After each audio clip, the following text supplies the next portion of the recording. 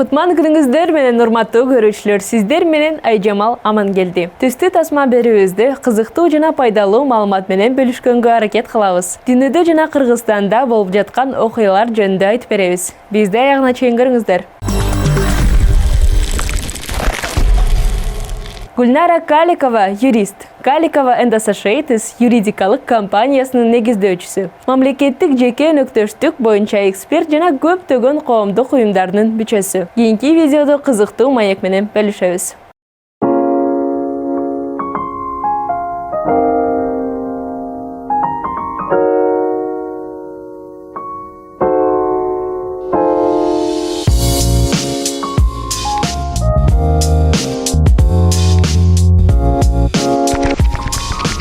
Кайсы стилдеги кийимдерди жактырасыз? У меня нет определенного стиля, но в целом... Менин белгилүү бир стилим жок, бирок жалпысынан мага абдан жөнөкөй стиль жагат.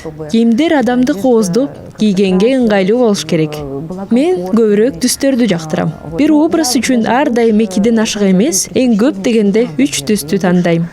Менин жашоомдо кандайдыр бир жол менен ар бир мезгил белгилүү бир түс менен байланыштуу. Бир кезде ак гана, биринде күрөң гана кийимдерди кийгем. Жалпысынан мен үчүн кийимдин түсү маанилүү. Это во-первых, а во-вторых, так очень интересно, у меня в жизни как-то каждый период жизни связан с определенным цветом. Да, бывает, вот одно время я носила только белое, потом я носила только коричневое, потом, ну вот так, как-то так получалось. Но, в общем-то, для меня, наверное, большее значение имеет цвет одежды.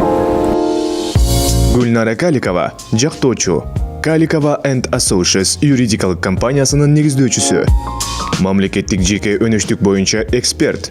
Демилге Арча коомдук фондунун байкоочу кеңешинин мүчөсү. Аялдар форум Курак коомдук фондунун башкаруунун мүчөсү. Аялдар арасындагы ишкердүүлүктү колдоо фонду. KG Analytics коомдук фондунун байкоочу кеңешинин төрагасы. Интеллектуалдык фонд. Сиз Каликова & Associates юридикалык компаниясынын негиздөөчүсүсүз. Компания белгилүү эл аралык маалымдамасына кирип, өз тармагында лидерлердин бири болду. Компаниянын өз тармагында лидер болушуна өбөлгө болгон жеке сапаттарыңыз кандай? Ну, прежде всего, наверное, смелость, потому что... Биринчиден кайраттуулук болуш керек. Анткени мен бизнесимди баштаганымда тобокелчиликтер көп болчу. Буга чейин мен эл аралык юридикалык фирмаларда иштегем. Жана албетте ишимде абдан жакшы шарттар түзүлгөн. Баары сонун жана сүйкүмдүү болчу. Бирок мен өз бизнесимди баштоого убакыт келди деп чечкенде корктум. Тобокелчиликтер көп экендигин түшүндүм. Кардарларымды жоготуп, кирешемди жогото алышы мүмкүн болчу. Ошентсе да, мен чечим кабыл алдым. Мен канчалык тобокелге салып жатканымды түшүнүп, бул ишти ачууну чечтим. Ошондой эле жасаган ишке болгон сүйүү маанилүү деп ойлойм. Бул мага гана эмес, бул өз ишин ачууну чечкен ар бир ишкерге тиешелүү. Мен көп адамдарга көз салам. Мен байкашымча, адам өз ишин сүйгөндө күнү түнү иштөөгө даяр. Ал бүт убактысын ишине арнап, бул сүйүүнү бизнесине, кардарларына, кесиптештерине жеткирүүгө даяр. Анан албетте баары ойдогудай болот. Он готов работать 24 часа в сутки. Он готов посвящать этому все свое время, передавать вот эту любовь к своему бизнесу, к клиентам, к своим коллегам. И тогда, конечно, все получается. Эмне үчүн бизнестен алыстоону чечтиңиз? Да, действительно. Ооба, чындыгында 3 жыл мурун мен бизнестен кетүүнү чечтим. Азыр компания ишин улантууда, менин атымды алып жүрөт. Ушул ишти жасап жаткан кесиптештериме терең ыраазымын. Юридикалык фирма дагы деле мыкты иштеп жатат. Мен бул бизнести түзө алганыма сыймыктанам жана кеткениме карабастан, ийгиликтүү иштеп жаткандыгына абдан кубанычтамын. Эмне үчүн мен бизнестен кетүүнү чечтим? Бир топ жыл мурун мен белгилүү башкаруучулук гуру Питер Другердин китебин окудум. Ал бул китепти 80-жылдардын башында мурун жазган экен. Бирок ошондой болсо дагы, анын сөздөрү дагы деле актуалдуу. Ал бүгүнкү күндө жашоо узактыгы жогорулады. Бир кыйла өстү деп жазган. Азыркы 40 жаштагы адамдар өздөрүн 25 жаштагыдай сезишсе, 60 жаштагы адамдар өздөрүн 40 жаштагыдай сезишет. Мындан ал абдан кызыктуу жыйынтык чыгарды. Жыйынтык мындай: Көптөгөн жылдан бери бир эле жумушта же бир эле иш түрүндө иштеген адамдар качандыр бир кезде көңүлү калат. Алар чарчашат. Иштөө мурункудай кызыктуу болбой калат. Өзүнүн китебинде Питер Другер 3 жашыңызда эмне кылаарыңызды алдын ала ойлонуп көрүңүз деп кеңеш берди. Бүгүн 3 курак 55-60 жаш чамасында башталат. Мен бул жөнүндө көпкө чейин ойлондум. 3 курагым келгенде башка бир нерсе менен алектенем деп ойлогом. Ошентип мен өзүмдүн планымды ишке ашырдым. Кесиптештериме бизнести тапшырып, эми коомдук долбоорлорго көбүрөөк катышып Так жатам. интересно работать.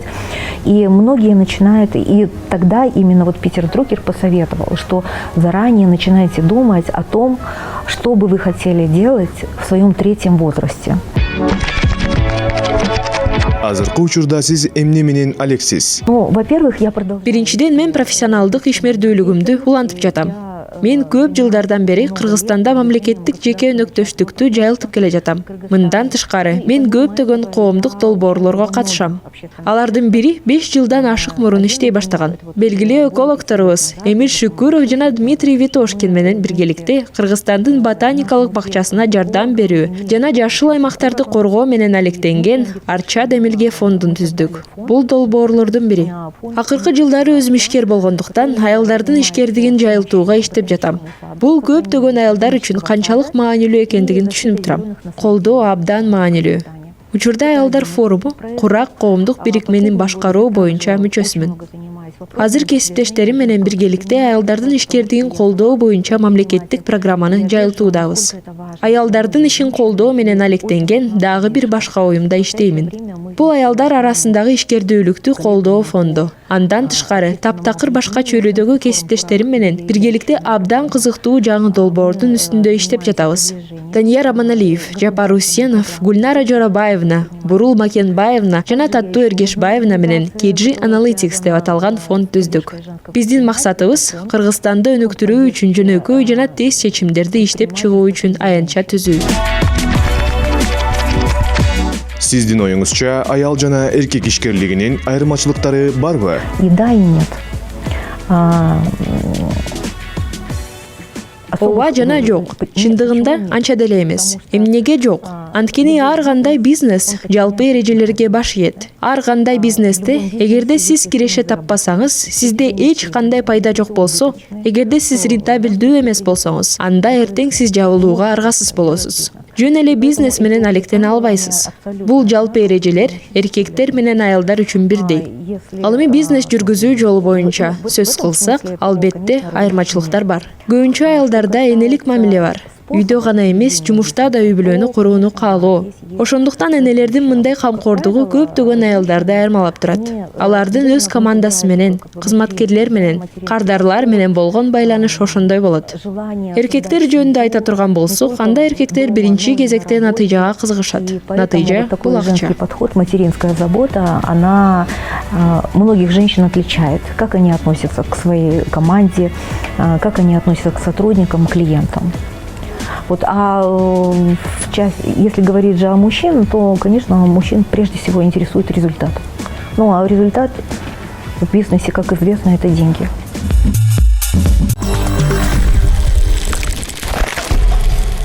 Ал эми юриспруденция жөнүндө сөз кылсак, көп жыл мурун өткөн бир кызыктуу сот процесси бар. Анда сүрөтчү өзүнүн иштери жасалма экендигин далилдеген. Кийинки видеодо эмне үчүн ал ушундай кырдаалга туш келгенин жана бул окуя эмне менен аяктаганын айтып беребиз. Нидерланд тарыхында өтө таң калыштуу сот процесси болгон. 1947 жылы бул иш боюнча миллиондогон долларлык сүрөттөрдү жасалмаган козголгон сүрөтчү шектүү болгон. Бирок ал өзүнүн күнөөсүз экендигин далилдеген эмес. Тескерисинче, анын жашоосу сүрөттүн жасалма экенин далилдешинен көз каранды болгон. Башка көптөгөн сүрөт фальсификаторлордо эле Хан ван Меагерн белгилүү эмес сүрөтчү болгон. Искусство дүйнөсүнө тарынган Хан сындагандарды акылсыз кылууну чечкен. Ал эски чеберлердин эмгектерин, ошондой эле алардын өмүр баянын, сүрөт тартуу техникаларын жана алар иштеген материалдарды кылдаттык менен изилдей баштады. Өзүнүн жасалма иштери үчүн 17-кылымда барокко сүрөтчүсү Ян Вермеерди тандаган. Тайманбаган чечим. Анткени Вермеер детальдык иштерди жана жанрдык көрүнүштөрдүн мыкты техникалык чагылдыруусу менен белгилүү болгон. 6 жыл жашыруун иштеп, Ван Мергерн сансыз чыгармаларды көчүрүп алуу менен өзүнүн чеберчилигин өркүндөтөт. Вермеер учурунда болгон материалдарды жана пигменттерди изилдеп, боек жасоону үйрөнгөн. Ал 17-кылымдын полотнолорун сатып алып, өз колу менен кисточкаларды жасаган. Сүрөттөрдү эскертүү үчүн формальдегид чайырын колдонуп, полотнолорду мешке кургатчу. Экспертизанын жүрүшүндө формальдегид чайырларынын бар экендигин аныктоого болот эле. Бирок ал кезде мындай тесттер жетиштүү натыйжа берген эмес жана кеңири тараган эмес. Бүгүнкү күндө да көркөм чыгармалардын аныктыгын далилдөө көбүнчө эксперттердин пикиринен көз каранды. Эреже катары бул субъективдүү пикирге жана эң негизгиси алардын кадыр баркына байланыштуу. Ван Мергерн искусство дүйнөсүн ушул жерден алдаган. Ошол учурда искусство тарыхчылары Вермеердин чыгармаларын кылдаттык менен изилдеп, италиялык сүрөтчү Караваджонун таасири астында диний темаларга сүрөттөр тартылып, алгачкы мезгил бар деп болжолдошкон. Вермеер боюнча башкы эксперт Авраам Бредиус бул теорияны аябай жактаган. Бул темада бир дагы сүрөт табылган эмес. Ошондуктан Ван Мергерн мындай чыгарманы жазууну чечти. Ал аны Христиан в Мауссе деп атады. Бредиус Ван Мергердин жасалма сүрөтүн Вермеердин шедеври катары баалады. Ван Мергердин сүрөтү Вермеердин чеберчилигинин деңгээлине аткарылбаса дагы, бул алгачкы иштер болгондуктан сүрөтчү өзүнүн стилин таба элек болчу, деп бул карама-каршылыкка да логикалык түшүнүрмө табылган. Искусство сынчыларынын эң жогорку баасын алып, жасалма 1937 жылы заманбап шартта 4 миллион АКШ долларынан жана ашык акчага сатылган. Ийгилик Ван Мергерди ар кандай көркөм иштерин сатуучулар аркылуу табып, андан ары сүрөттөрдү жасалмалап сатууга түрттү. Көркөм дүйнө анын чыгармаларынын аныктыгына ишене беришти. Экинчи дүйнөлүк согуш мезгилинде Голландия фашисттер тарабынан басып алынганда, Гитлердин кол башчыларынын бири Герман Геринг европалык искусствонун уурдалган шедеврлеринин коллекциясына Вермеердин сүрөтүн алгысы келген. Ван Мергерн анын каалоосун аткарып, Христос и грешница деп аталган Вермеердин жасалма ишин саткан. Бирок согуштун жүрүшү өзгөрүп, Ван Мергердин тагдыры бурулуш мезгилге келди. Көп өтпөй союздаштар өлкөнү бошоткондон кийин ал улуттук байлыктан баа жеткис эмгегин нацисттерге өткөрүп бергендиги үчүн камакка алынган. Бул кылмыш өлүм жазасына тартылган. Сүрөттүн улуттук кенч эмес экендигин далилдөө үчүн ал жасалма кандайча жасалгандыгын кеңири түшүндүрүп берди. Бирок ал жасалма көркөм баалуулугун мурда аныктаган ошол эле эксперт Бредиуска туш болгон. Өзүнүн аброюн коргоого аракет кылып, Бредиус сүрөттүн аныктыгын коргогон. Ошондо Ван Мергердин Вермеердин башка сүрөтүн тарткан. Ал жасалма сүрөттү сотко бергенде акырыга ишенишкен.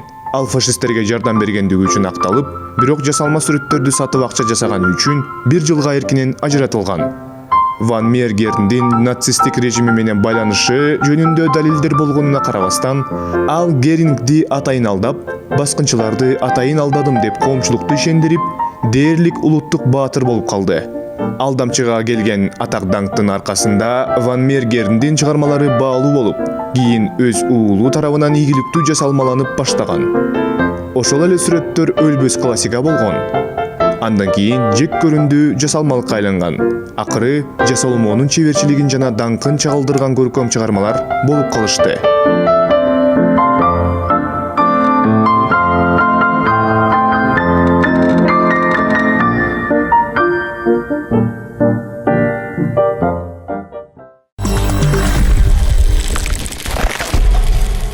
Ал эми бул кызыктуу окуядан Бишкекте өткөн аялдардын көргөзмөсүнө өтөбүз. Жыл сайын март айында көргөзмөдө көркөм чыгармачылыктын ар кандай иштери коюлат экен.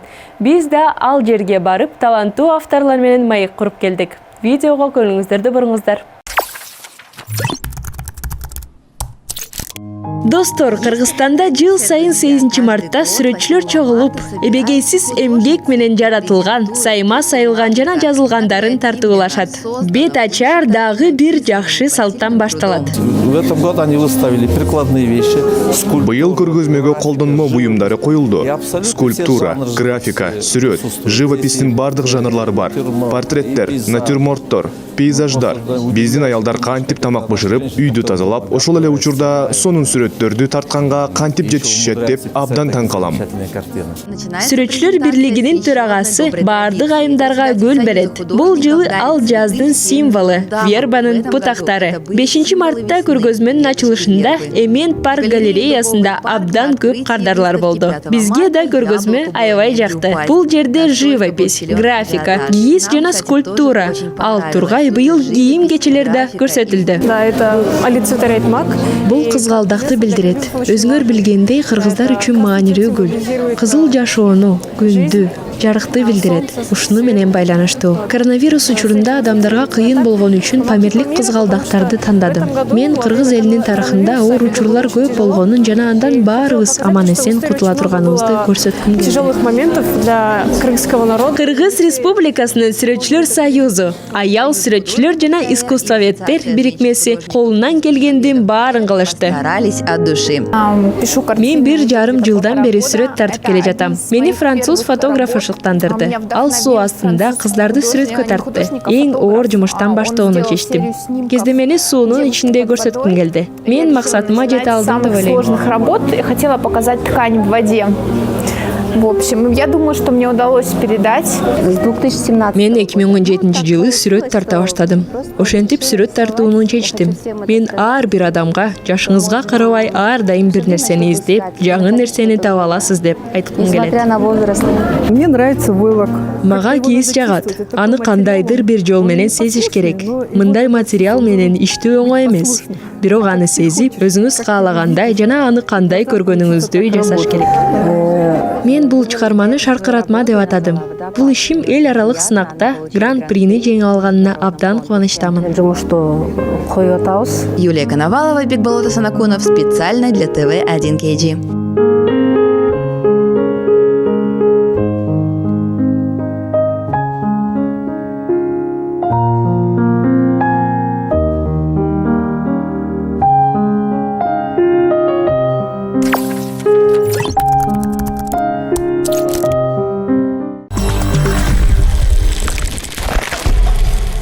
Боз инсаны биздин телеканалыбыздын жаңы берүүсү. Бул Кыргызстандагы дүйнөлүк бренд менен болгон биринчи коллаборация. Анын алкагында ийгиликтүү адамдар менен кызыктуу маек курабыз. Кийинки видеодо Гүлнара Каликова менен маектин уландысы. Кыргыз мамлекеттик университетинин бүтүрүүчүсү, юридикалык илимдердин кандидаты, Гарвард юридикалык мектебинен илимдин магистри. 2002 жылы Каликова and Associates компаниясы негиздеген укуктук 500 жана дүйнөлүк басмалар тарабынан долбоорду каржылоо боюнча алдыңкы юрист катары таанылган. Гүлнара Каликова экономикадагы мамлекеттик жеке өнөктөштүк боюнча бир катар басылмалардын автору. Аялдардын ишкердигин өнүктүрүүгө багытталган программаларга насаатчы катары катышат. Коомдук уюмдардын KG Analytics, Арча демилгесин, Курак аялдар форуму, аялдар арасындагы ишкердүүлүктү колдоо фондун өнүктүрүүгө салым кошот.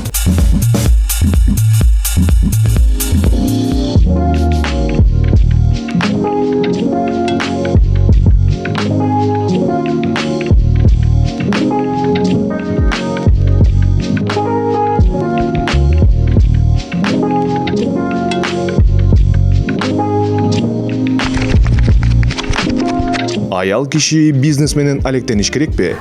Я думаю, что каждый человек должен заниматься тем. Менин оюмча ар бир адам өзүнө жаккан нерсени жасашы керек. Эгерде өз ишиңизди тапсаңыз, ал бизнес деле болбошу мүмкүн. Сиз үйдө отуруп, балдарды тарбиялап, мыкты үй кожойкеси болуп, же чыгармачылык менен алектенсеңиз болот. Эң башкысы, адам бактылуу болуш керек. Жашоодон чоң рахат тартуулаган нерсени жасасаңыз, бактылуу болосуз. Бирок ошого карабастан мен ар бир аялга бизнес жүргүзүүнү каалайм. Анткени бизнес бул абдан кызыктуу саякат. Жана бизнес аркасында сиз кээ бир максаттарды, өзүңүздү өнүктүрүү жолун табасыз. Бизнес эмнени берет? Эгер бизнесиңиз ийгиликтүү болсо, анда бизнестин аркасы менен сиз балдарыңызга мыкты билим берип, үй бүлөңүздү багып, экономикалык эркин боло аласыз. Бул азыркы учурда абдан маанилүү. И что дает бизнес? Если бизнес получается, то благодаря бизнесу ты можешь давать прекрасное образование своим детям, поддерживать свою семью и становиться экономически свободной, что очень важно в нынешнее время. Сиздин карьераңызда кадыр барктуу диплом жардам бердиби? Ну, да, действительно, я отучилась в Гарварде, это была годовая магистрская Ооба, мен чындыгында Гарвардты бүтүргөм. Бул 1 жылдык магистрдик программа болчу. Ал дээрлик 20 жыл мурун болгон. Ага чейин мен Кыргыз мамлекеттик университетинин дипломуна ээ болуп, юридикалык илимдердин кандидаты болуп, Гарвардка 40 жашымда тапшыргам. 3 балам бар болчу. Кичүү кызымды өзүм менен алып кеткем. Гарвард диплому сонун жана абройлуу. Диплом аябай кооз жана жакшы жасалгалуу деген жыйынтыкка келдим. Бирок дипломдор иштөөгө жардам бербейт. Анткени жумушта иштин өзү маанилүү. Бул сиздин күнүмдүк эмгегиңиз. Бул сиздин ишиңиздин сапаты. Бул сиз иштеген кардарлардын ишеними. Ондогон дипломдор болсо дагы, эгер сиз жумушуңузду кура албасаңыз, өз ишиңизди сүйбөсөңүз, анда эч кандай диплом жардам бербейт. Мен жакшы диплом менен көптөгөн адамдарды билем. Кээ бирлеринде диплом такыр жок. Ошого карабастан, диплом дайыма эле чечүүчү боло бербейт. Албетте, мен үчүн дипломдор белгилүү бир роль ойноду. Диплом мага бизнес менен көп иштешкенимде жардам берди. Жана Гарвард диплому мага адамдардын ишенимин арттырды. Бирок мен дагы бир жолу баса белгилегим келет. Жумушта диплом эмес, жумуштарыңыздын сапаты жана кесипкөйлүк маанилүү. А некоторые не обладают этими дипломами, но тем не менее не всегда диплом является определяющим.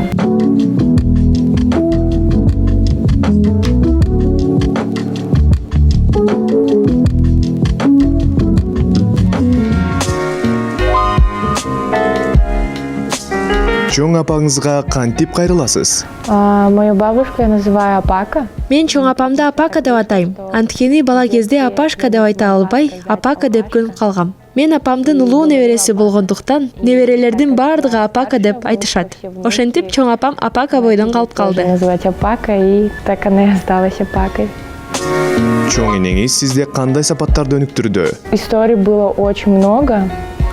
Окуялар көп болчу. Бирок мен балалыгымда болгон бир эсимде. Апака мени жана эжемди Гапар Айтиев атындагы музейине, опер жана балет театрына ар дем алыш күндөрү алып барчу. Ар кандай концерттерге, балетке жана операга дайыма чогуу барчубуз. Менин оюмча, менин апакем бизди бат-баттан алып турганы үчүн ал биздин искусствого болгон сүйүүнү жана кызыгууну өстүрдү. И знаете, мне кажется, что из-за того, что моя Апака вот нас так часто водила, мне кажется, что она как бы привила нам любовь к искусству и интерес. Чоң энеңиз жөнүндө эч ким билбеген нерсени айтып бериңизчи. Я Апашка. Менин апашкам сырткы көрүнүшү боюнча ушунчалык токтоо аял болгону менен ал экстримди, мисалы америкалык горкаларды жакшы көрөт. Американские горки. Чоң апаңыз менен сыймыктанасызбы? Албетте, мен аябай сыймыктанам. Менин апакам жөнүндө бир жерде айтууга мүмкүнчүлүк болсо, сөзсүз айтып берем. Ал мен үчүн үлгү, алдыда умтулуучу максаттар да көп. Я рассказываю. Ну и как бы она пример для подражания для меня. И есть куда стремиться.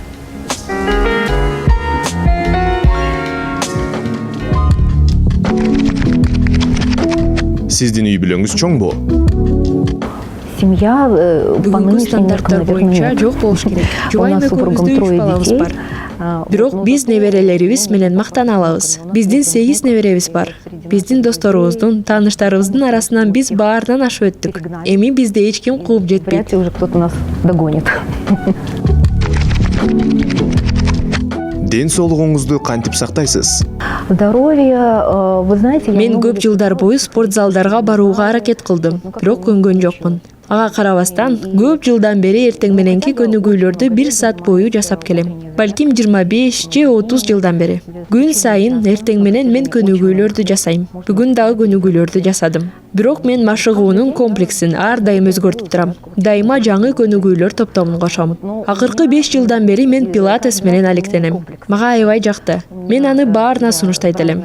Ал Бишкекте азыр популярдуу болуп баратат. Бирок бүткүл дүйнөдө мурун эле белгилүү болгон. Менин оюмча, пилатес улгайган адамдар үчүн лайыктуу машыгуу. Ал оор эмес, бирок ошол эле учурда өзүңүздү формада кармап, жакшы натыйжаларга жетсеңиз болот. но еще не столько популярен.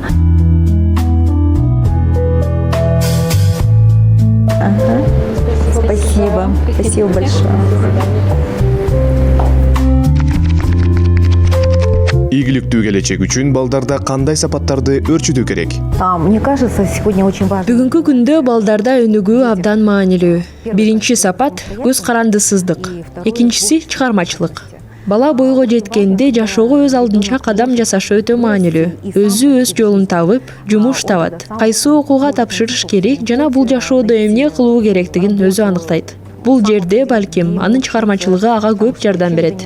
Анткени ал элестетүүнү жана ар түрдүү дүйнөдө жашоодо өз жолун табуу жөндөмүн өрчүтөт. Могут помочь очень творческие способности, потому что это развивает фантазию и умение находить в этом сегодня многообразном мире свой путь в жизни. Гүлнара Каликова эмне жөнүндө кыялданат? Как бы громко это ни звучало, но я мечтаю. Мен кооз Кыргызстан жөнүндө кыялданам. Экономикалык жактан өнүккөн, билимдүү, көптөгөн маданияттарга ээ, ар түрдүү, экологиялык жактан таза өлкө. Мен бул өлкө жөнүндө кыялданам. Анткени мен көп саякаттадым. Ар бир жолу биз кандай сонун өлкөдө жашайт экенибизди түшүнүп жаттым. Менин кыялым ушундай. Вот такая моя мечта.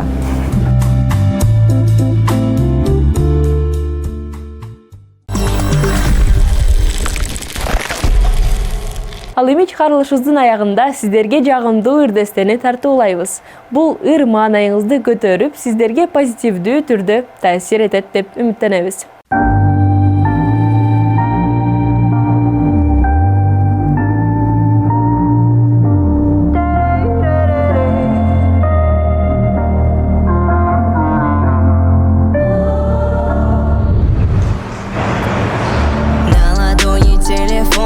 В проводах, на рингтоне монотонный трэш, классики в прах.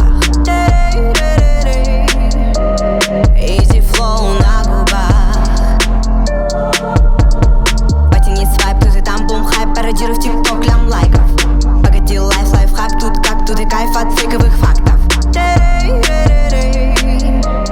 Налегке и в такте. Муза давит, музыка просит с собой. Песни без души, но довольны собой. Тушите уши. Мне иное нужно. Залепили автотюн на хором все гу-гу. Засветили формы дюны хором все у-у. Давай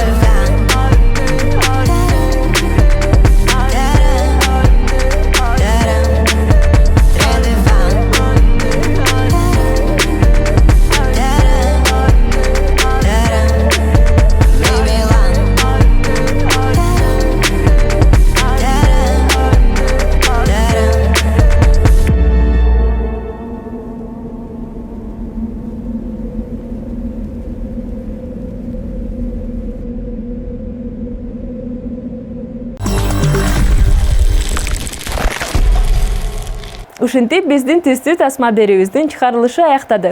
Сиздер менен коштошобуз жана дүйнөдө болгон бүт жакшылыктарды каалайбыз. Урматтуу көрүүчүлөрүбүзгө чын ден соолук, узун өмүр жана бакубат жашоо тилейбиз. Сиздер менен мен Ажам Алмангелди болдум. Кийинки чыгарылышта көрүшкөнчө.